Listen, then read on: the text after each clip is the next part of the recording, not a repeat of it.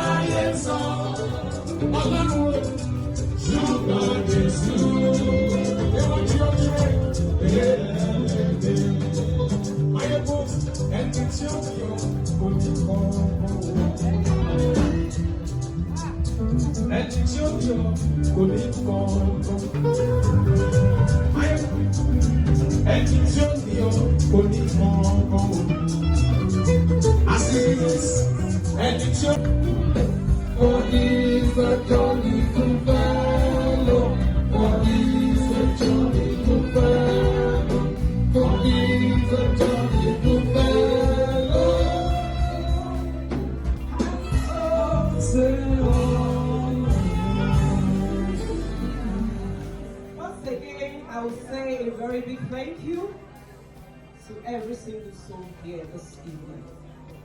This gathering came under 24 hours, and you all left your homes, far and near. You made sure you were here to rejoice with my father, my husband, my friend, my everything, my world.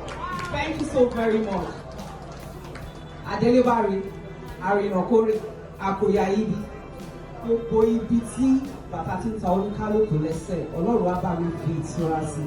Thank you so much for this love that you have shown. This is genuine. Thank you. God bless you.